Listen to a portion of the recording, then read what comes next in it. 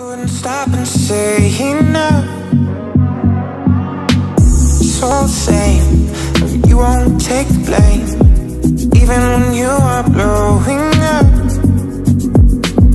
Oh my, you're my broken love.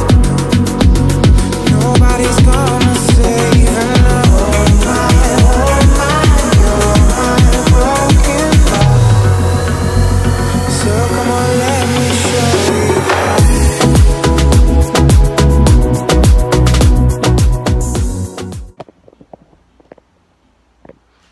Salut tout le monde, on se retrouve dans une vidéo. Ça fait trop bizarre de filmer, ça fait une éternité que je n'ai pas filmé, ça va faire peut-être plus d'un mois je pense. Ça fait trop longtemps que j'ai pas publié sur YouTube, il y a plein de raisons pour ça.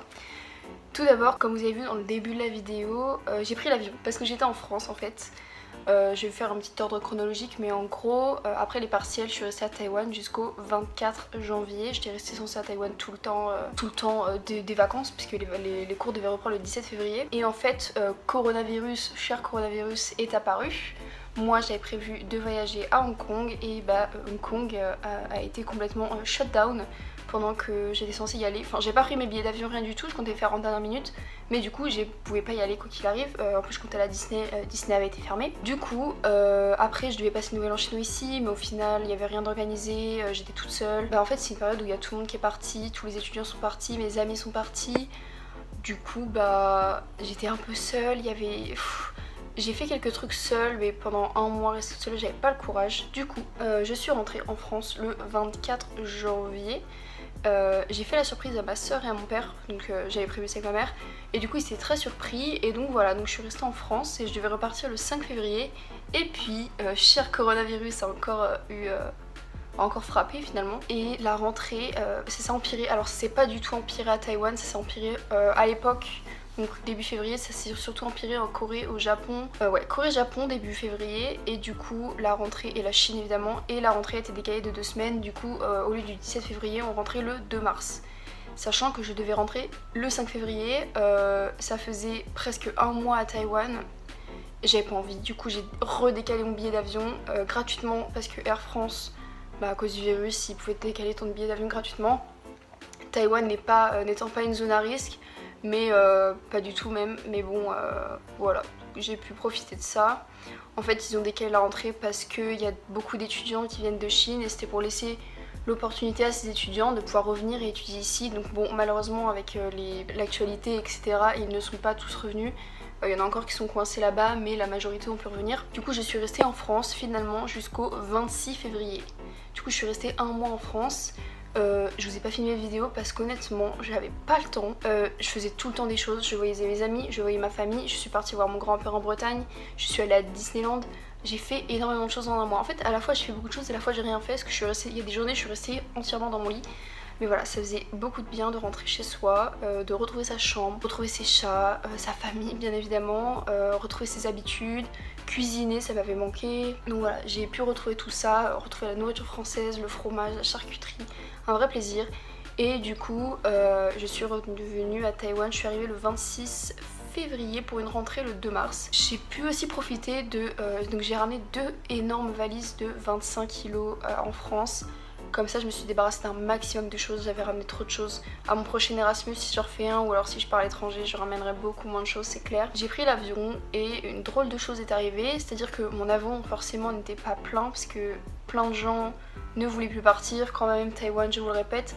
Nous sommes le 10 mars, et à Taïwan nous avons 45 cas et un mort je crois, ou 2. Alors qu'en France vous en êtes à 1500 cas, avec 30 ou 40 morts. Donc Taïwan c'est extrêmement safe. De toute façon je pense que dans les actualités vous le savez, vous le voyez. Bah repartir, moi ça m'a pas fait peur du tout. Surtout qu'au moment où je suis repartie en France, les chiffres n'avaient pas du tout explosé, c'était vraiment assez bas encore. Mes parents étaient assez inquiets, mais je leur ai dit non franchement moi je me fais pas souci, j'avais des masques avec moi etc.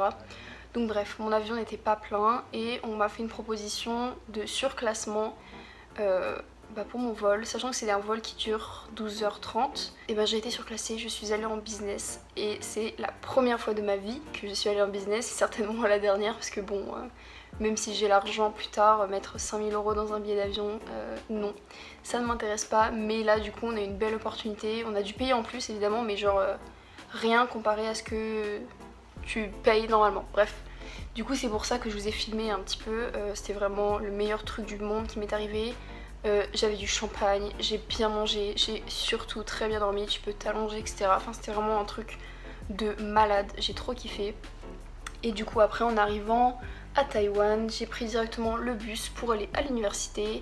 Et me revoilà dans ma chambre avec une nouvelle coloc qui vient des Pays-Bas cette fois, des nouveaux amis, j'ai rencontré d'autres gens, donc beaucoup de français, bien plus qu'au premier semestre, mais un groupe plus gros j'ai l'impression, je sais pas si on est plus nombreux, non c'est pas possible, mais plus de gens vivent sur le campus, en tout cas beaucoup plus de français, du coup c'est vachement cool, on a déjà fait beaucoup de choses, on a eu des soirées welcome party etc, enfin soirée d'intégration, on a déjà fait une randonnée, enfin voilà, on a fait pas mal de choses, donc c'est super cool. Les cours ont donc bien repris le 2 mars, et en gros un peu pour vous expliquer la situation ici, on a quelques régulations, quelques recommandations. Avant chaque cours, la première semaine, on nous prenait la température à l'entrée du cours, mais ça faisait perdre trop de temps à chaque fois. Du coup maintenant c'est à chaque fois qu'on sort de notre bâtiment, de là où on habite en fait, on nous prend la température et on nous colle une petite gommette ici. Donc il y a ça, certains cours on nous oblige à porter des masques, certains cours le prof ne le fait pas, dans le sens où il a tout pris en vidéo, il nous a envoyé les vidéos parce qu'il dit que c'est débile en fait de nous réunir dans une salle. Et d'autres profs nous disent bah pour l'instant on reste en cours et si jamais ça s'empire on fera des vidéoconférences. Donc pour l'instant dans l'université tout va bien, ils font juste très attention. Tu dois te désinfecter les mains peu importe où tu rentres, où tu sors, il y a des petits pchits absolument partout. Ils prennent ta température partout, tu rentres pas sans avoir pris ta température et c'est vraiment extrêmement régulé et c'est pour ça je pense qu'à Taïwan finalement il n'y a pas tant de cas que ça, même à l'aéroport ils font archi gaffe, ils font signer des papiers, ils prennent ta température avant d'entrer sur le territoire. Enfin, c'est toute une histoire mais d'un côté ça paye donc tant mieux. Comme je vous l'ai dit là en France vous en êtes à 1500 cas, ça a vraiment explosé ces derniers jours, c'est incroyable, enfin incroyable dans le mauvais sens du coup, mais c'est vraiment un truc de ouf. Un truc de fou, enfin je pense que la France elle agit un peu tardivement. D'après ce que je vois ça touche surtout les personnes âgées, les personnes immunodéficientes, donc les personnes assez faibles avec peu de défense immunitaire. Donc je suis un peu plus inquiète pour mes grands-parents forcément parce qu'ils sont âgés. Je trouve qu'on en entend beaucoup trop parler pour ce que c'est. Je pense qu'il y a des choses dans le monde, je dis pas qu'elles sont plus importantes, mais qui le sont tout autant et dont on parle beaucoup moins, notamment la famine, l'écologie, l'environnement. Et je pense que le coronavirus prend une trop grande partie de ce qu'on entend au quotidien en fait. Alors oui, il faut faire de la prévention, voilà, faut bien dire aux gens d'éviter de se rassembler dans des lieux trop peuplés, trop occupés. Il faut se laver les mains, il faut pas se toucher la bouche, les yeux, etc. Enfin des gestes de prévention, mais en parler de cette manière ça fait limite paniquer pour au final pas grand chose. Je pèse mes mots encore une fois, mais limite on croirait que c'est la fin du monde, alors que la fin du monde elle va arriver à cause de l'écologie et du mal qu'on fait à notre planète et pas à cause du coronavirus. J'ai dit ce que j'avais à dire sur ça, moi je suis pas très inquiète, ni pour moi ni pour ma famille, un peu plus pour mes grands-parents mais je sais qu'ils sont pas débiles, ils prennent soin d'eux. Qu'est-ce que je voulais dire d'autre? Ah oui, je vais vous le dire ici parce que de toute façon je l'ai déjà mis sur mes réseaux. Je suis censée partir au Japon le 12 mai jusqu'au 21 mai, donc 9 jours. Seulement avec cette histoire de coronavirus encore une fois, la compagnie aérienne de mon billet aller a annulé tous ses vols. Du coup je me suis retrouvée avec un billet aller d'annulé et pas le billet retour parce que c'était deux compagnies différentes. J'avais pris mon vol sur Skyscanner qui m'avait ramené sur trip.com et du coup à l'aller j'avais Japan, Jetstar Japan, un truc comme ça, et à le retour j'ai Scoot. Donc maintenant la j'ai Peach et au retour de Scoot, du coup oui j'ai repris un billet d'avion pour le Japon parce que je me dis si vraiment ça s'empire, tous les avions et les vols seront annulés. Moi je pense pas que ce sera le cas, je pense que ça ira.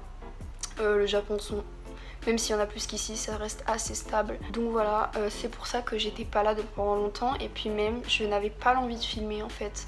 Je manque un peu d'inspiration on va dire. Je sais que j'ai des idées, mais c'est des idées avec lesquelles je suis peu à l'aise parce que je n'ai jamais faites. Notamment j'aimerais bien vous faire des vidéos en mode un peu, pas podcast, mais qui vous présentent un peu genre mes choses préférées à Taïwan, les choses que je préfère à Taïwan qu'en France, ou alors les choses que j'aime pas à Taïwan, parce que bah maintenant ça fait 6 mois que je suis ici, donc je connais un petit peu, je suis pas calée sur la question mais je connais un petit peu, mais c'est des vidéos qui à mon sens doivent être bien plus dynamiques, donc je pense qu'il faut que je les filme debout, il faut que je filme à l'extérieur, il faut que je filme d'autres plans différents, enfin faut que j'introduise plein de choses au lieu de rester juste assise sur mon lit. Donc j'y travaille, je le ferai c'est sûr.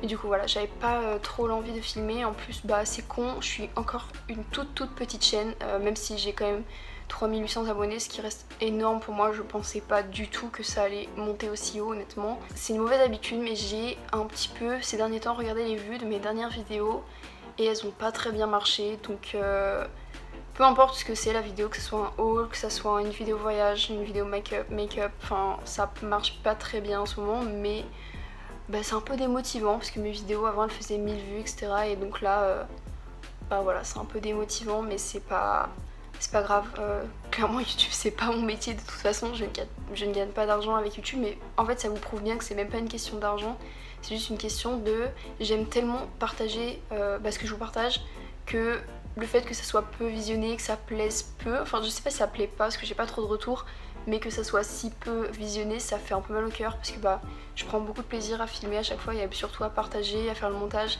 même si mes montages sont très basiques, je monte encore sur iMovie, je filme encore à l'iPhone 6S qui est d'ailleurs cassé, j'ai cassé mon écran il y a quelques jours, j'ai le seum, mais je compte m'acheter un iPhone quand j'irai au Japon.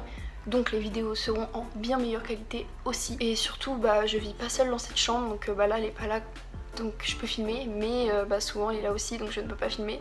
Mais c'est normal, enfin voilà c'est comme ça. Et puis en France c'était pareil. Donc voilà, faut que je reprenne le rythme un petit peu et que je trouve des bonnes idées. Je pense que j'ai plein de choses à exploiter, il faut juste que je perde pas courage. Et que je perde pas courage et que je me motive en fait. Sachant que là je suis très motivée à plein de choses. Au premier semestre j'ai pris 6 kilos donc je suis pas très fière. Je pense faire une vidéo d'ailleurs sur en parlant de mon poids puisque j'ai une relation avec mon corps assez spéciale on va dire et mon poids a toujours fait des va-et-vient etc. Et là ça faisait 3 ans que ça allait très bien, j'avais un poids très stable puisque avant j'avais pris beaucoup de poids et j'en ai perdu beaucoup et après je suis restée très stable. Et là j'ai tellement mangé ici, j'ai fait du sport, je fais la danse mais visiblement ça n'a pas suffi, que j'ai pris du poids. Du coup depuis que je suis revenue en France j'ai pas particulièrement fait attention à ce que je mangeais. Mais là depuis que je suis revenue je mange bien plus sainement, bien plus varié. Bon j'ai eu quelques craquages, notamment hier j'ai fait n'importe quoi, j'ai mangé des chips, des bonbons à n'importe quelle heure, n'importe quoi, mais bon ça je pense que c'est les hormones qui parlent. Mais j'essaye de perdre du poids. Je fais du sport tous les jours, que ce soit de la salle, de la danse, du sport, badminton, tennis, etc. Avec mon groupe d'amis on essaye de faire du sport tous les jours. Il y a ça aussi dont je parlerai plus tard.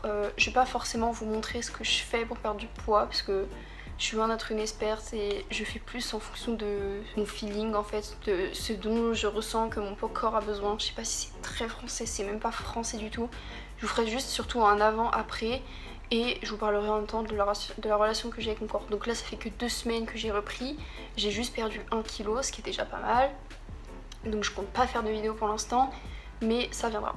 Il y a encore plein de belles choses qui arrivent, pour moi, hein, pas forcément sur la chaîne, parce que sur la chaîne je sais pas. Ah oui, faut savoir, je vais très bien, enfin mentalement je me sens très bien, je vais très bien, il n'y a pas de souci. C'est juste que j'ai vraiment pris des vraies vacances quoi, donc c'est tout.